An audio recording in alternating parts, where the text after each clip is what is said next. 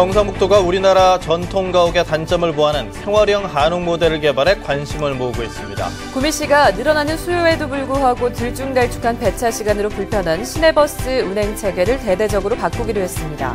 원전 인근 주민의 갑상선 암 발병에 대해 원전에 책임이 있다는 법원 판결이 나오면서 월성원전 지역의 주민들도 각종 암에 시달리고 있다며 대책을 호소하고 있습니다. 지자체의 스포츠 마케팅이 저비용으로 높은 효과를 내는 동호인 생활체육과 틈새 종목 중심의 실속형으로 달라지고 있습니다. 여러분 안녕하십니까? 10월 27일 월요일 아침 대구 MBC 뉴스투데이입니다. 오늘 우리 지역은 대체로 맑은 가운데 낮 기온이 어제보다 5도가량 내려가면서 한낮에도 서늘하겠습니다. 차고 건조한 바람이 불어오면서 내일 아침은 오늘보다 더 추울 것으로 전망됩니다. 자세한 날씨 정미옥 기상캐스터입니다. 어느덧 10월의 마지막 주에 접어들었습니다. 단풍이 절정에 가까워지면서 주말 동안 나들이 하신 분들 많으셨을 텐데요. 오늘도 하늘은 어제만큼 맑겠지만 낮 기온이 크게 오르지는 못하겠습니다. 어제 24.7도까지 올랐던 대구의 낮 최고 기온 오늘 20도 예상되고요. 안동은 19도로 주말 동안 매우 따뜻했던 터라 더 쌀쌀하게 느껴지기도 하겠습니다. 다만 경북 동해안 쪽은 아침까지 산발적으로 빗방울 떨어지는 곳이 있겠습니다. 내일 아침 공기는 오늘보다 부쩍 더 차가워지겠습니다. 아침 최저 기온이 영하 1도까지 떨어지는 등 북부 산간 지역과 일부 내륙 지역에는 서리가 내리고 얼음이 여는 곳이 있겠는데요. 오늘보다 내일은 옷차림 더 든든하게 하셔야겠습니다. 또 당분간 대기가 점차 건조해질 것으로 예상되는 만큼 단풍놀이 가시는 분들은 화재 예방에도 각별한 주의가 필요하겠습니다. 날씨였습니다. 우리나라 전통가옥인 한옥은 비싼 공사비와 불편한 생활이 단점으로 지적되고 있는데요. 경상북도가 이런 단점을 보완한 생활형 한옥 모델을 개발해서 관심을 모으고 있습니다. 양관희 기자가 보도합니다. 한옥하면 자연스러운 아름다움과 흙과 나무를 주로 이용한 친환경 건축물로 우수성을 인정받고 있습니다. 하지만 비싼 공사비에다 난방 효율이 떨어지고 가사 생활이 불편하다는 인식 때문에 외면받고 있는 것도 현실입니다. 경상북도가 현대 생활에 적합한 한옥 모델을 개발해 보급에 나섰습니다. 기역, 디귿, 미음 확장형 4가지 모델로 한옥의 외형과 품격은 유지하면서도 선택의 폭을 넓혔습니다. 전체적인 모양은 한옥의 어떤 이미지를 그대로 따오지만 내부 공간의 어떤 프로그램들은 이제 생활에 굉장히 편리하도록 만드는 데 의의가 있다고 볼 수 있습니다. 건축 자재도 수입목과 집성목을 이용해 3.3제곱미터당 800만 원대인 시공비를 600만 원대로 낮출 수 있도록 설계했습니다. 현대식 부엌과 욕실, 최신식 방범 시스템도 도입해 편의성을 최대한 살렸습니다. 관계 전문가 지역대학과 함께 실시 설계를 완료해서 우리 도민들이 한옥을 짓는 데에 저렴한 건축을 할 수 있도록 적극 지원에 노력합니다.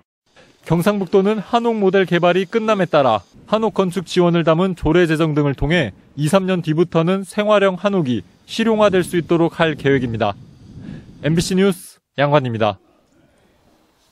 대구시는 오늘부터 올해 하반기 공동주택 관리 분야 특별감사를 구군과 합동으로 실시합니다.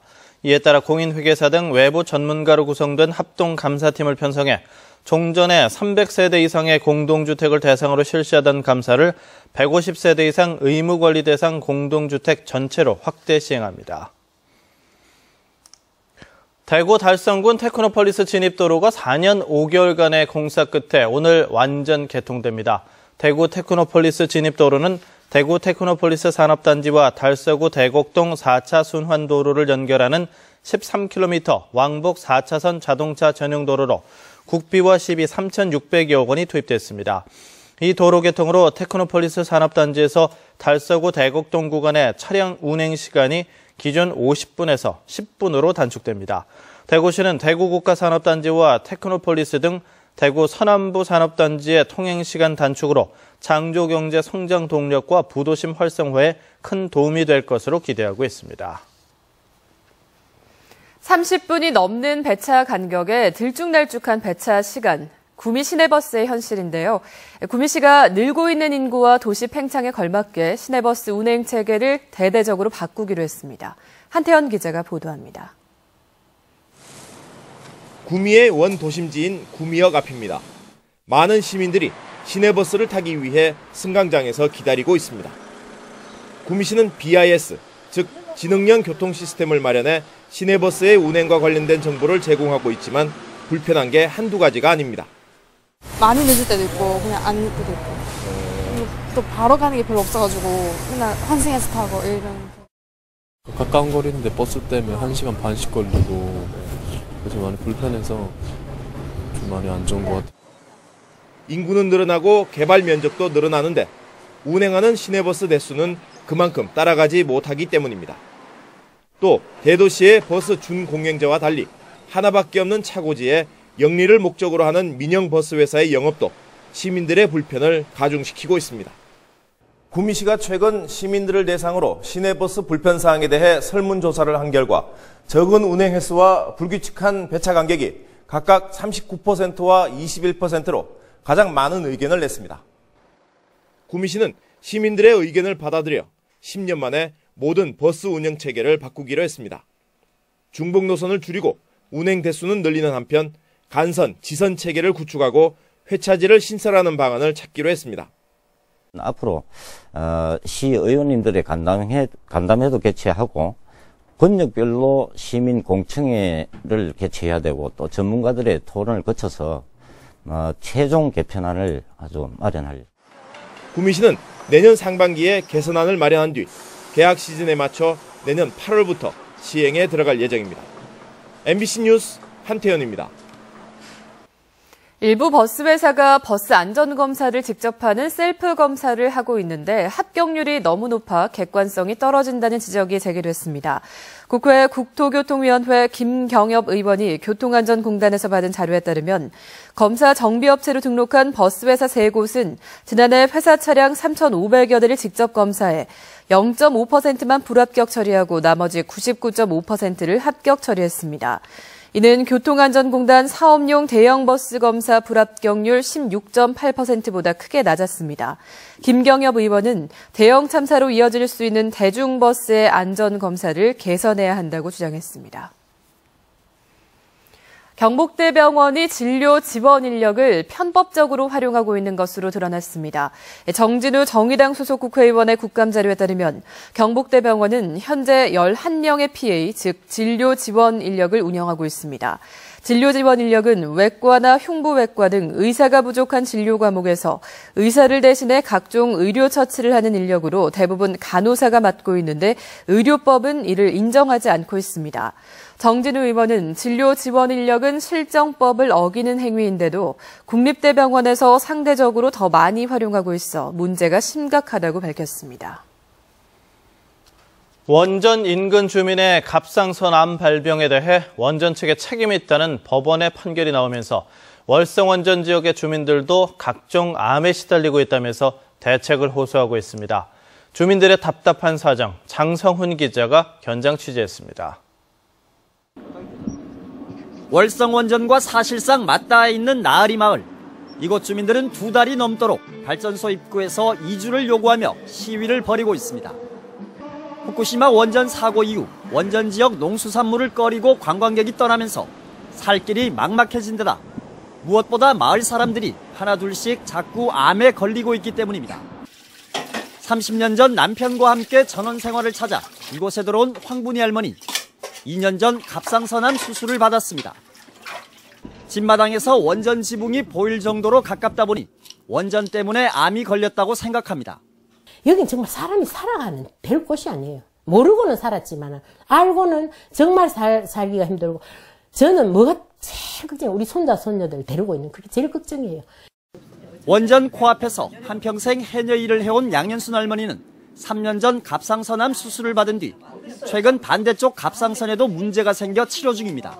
동네 인근에 암 걸린 분들 많아요? 어떠십니까? 예, 많아요. 이 동네 많아요. 바로 여기 가까우니까. 가족력이 없는데도 일가족 3명이 갑상선암에 걸린 경우도 있습니다. 도대체 믿기지가 않죠. 왜 우리 집에서 일가족한테 이런 일이 일어났는가. 설명이 안 되고 납득이 되지를 않았습니다. 나으리 주민들이 자체적으로 200명가량을 대상으로 설문조사한 결과 갑상선암 환자가 8명, 유방암과 폐암 등이 11명, 갑상선 질환자가 4명이었습니다. 최근 법원이 고리원전 측의 배상 책임을 인정한 갑상선암의 경우만 보면 국내 평균 발생률보다 수십 배 많습니다. 월성원전 인근에선 이곳 외에도 여러 마을에서 해녀 등 여성을 중심으로 갑상선암 환자가 급증하고 있지만 원전 측이나 정부는 실태 파악조차 하지 않고 있습니다. 주민들은 마을에서 암 환자가 급증하는 것은 원자력 발전소에서 배출되는 방사능 물질 때문이라고 주장하고 있습니다. 최근 고리원전의 갑상선암 소송에서 소견을 낸 전문의는 원전 인근 주민의 암 발병은 원전의 영향일 수 있다며 국내 원전 지역 주민에 대한 전면적인 실태 조사가 필요하다고 밝혔습니다. 암 같은 경우에서는 안전 기준치가 없이 조량 노출로도 그 영향이 나타날 수 있다고 보여집니다. 이제 이번 판결을 계기로 저희들도 이제 월성원전 주변 지역의 갑상선 암 환자들을 조사를 하고 공동 대응 소송을 하려고 준비를 하고 있습니다. 이에 대해 원전 측은 2011년 정부가 실시한 역학조사 결과를 근거로 원전과 인근 주민의 암 발병과는 인과관계가 없다며 원전 측의 배상 책임을 물은 법원 판결에 항소하겠다고 밝혔습니다.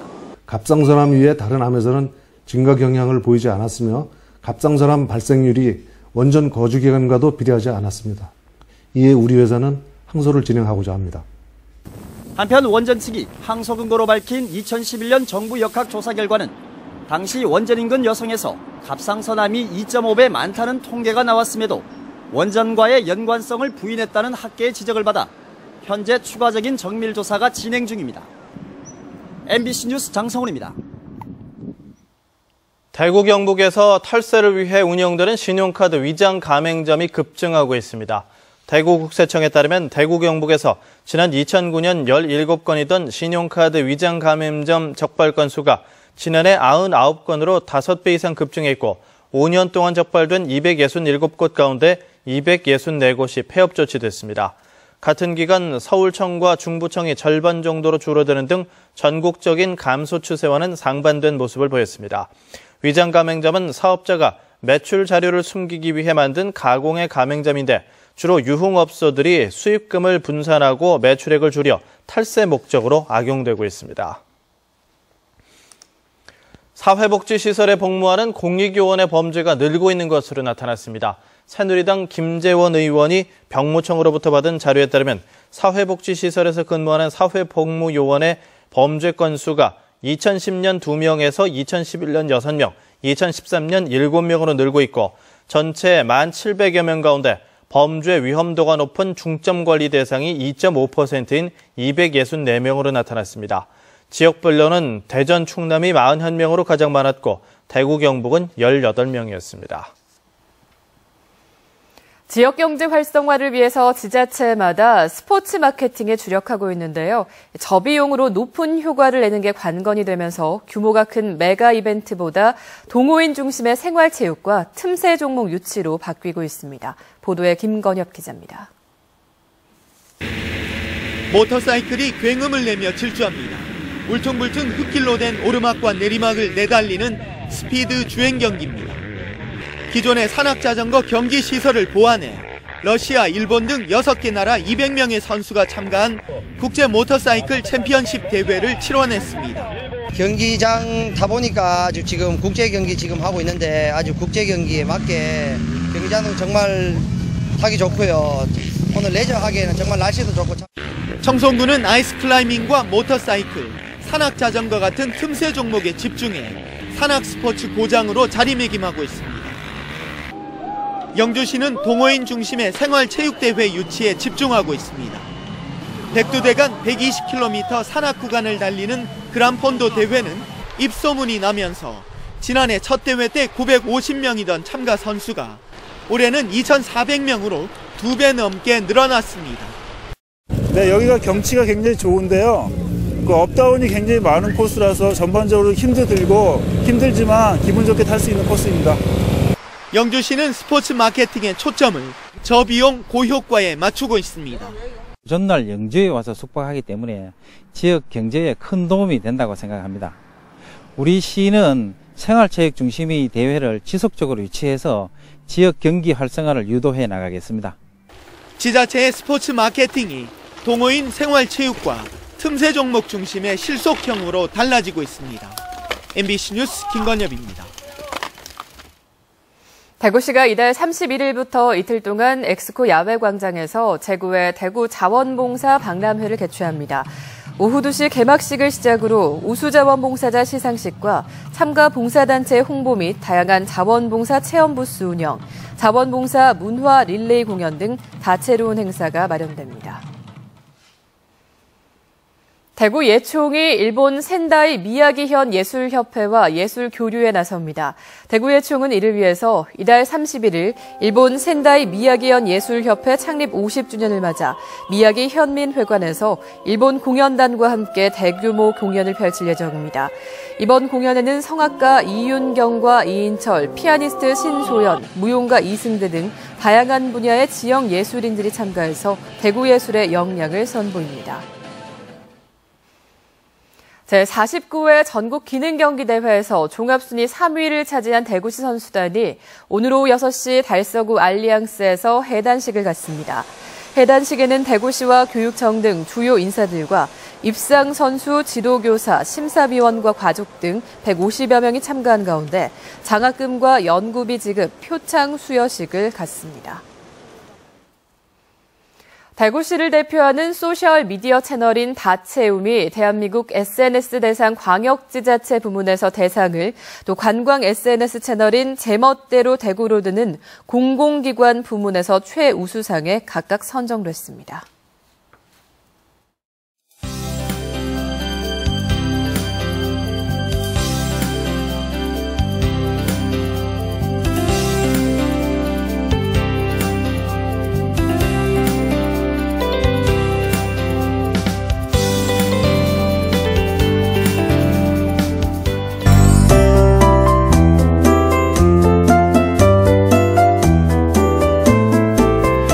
어느덧 10월 마지막 주에 접어들었습니다. 덤풍이 절정에 가까워지면서 주말 동안 나들이 하신 분들 많으셨을 텐데요. 오늘도 하늘은 어제만큼 맑겠지만 낮 기온이 크게 오르지는 못하겠습니다. 어제 24.7도까지 올랐던 대구의 낮 최고 기온, 오늘은 20도 예상되고요. 안동도 19도 등 주말 동안 매우 따뜻했기 때문에 상대적으로 더 쌀쌀하게 느껴지기도 하겠습니다. 다만 경북 동해안 쪽은 아침까지 산발적으로 빗방울 떨어지는 곳이 있겠습니다. 오늘 우리 지역은 고기압의 영향권에서 보시는 것처럼 종일 쾌청하고 맑은 하늘이 드러나겠습니다. 다만 아침에는 짙은 안개로 인해 시야가 불편한 곳이 많아 주의가 필요하겠고요. 점차 북서쪽에서 차고 건조한 공기가 유입되기 시작하겠습니다. 자세한 지역별 날씨입니다. 현재 대구는 13도로 아침 기온은 어제보다 올라있지만 한낮에는 20도로 5도가량 내려가겠고요. 문경과 상주는 현재 10도, 맑은 하늘 아래 낮 기온은 18도를 보이겠습니다. 북부 지역 낮 최고 기온은 17도 예상되는 가운데 바람이 약간 강하게 불면서 체감 온도는 더 낮아지겠고요. 경북 동해안 지역은 포항이 현재 17도까지 올라있고 아침까지는 산발적으로 빗방울이 떨어지겠습니다. 바다의 물결은 최고 4m로 매우 높게 일겠습니다. 내일은 아침 공기가 부쩍 차가워지겠습니다. 또 금요일에 비가 내리기 전까지는 대기가 매우 건조할 것으로 예상되는 만큼 단풍놀이 가시는 분들은 화재 예방에도 각별한 주의해 주시기 바랍니다. 날씨였습니다.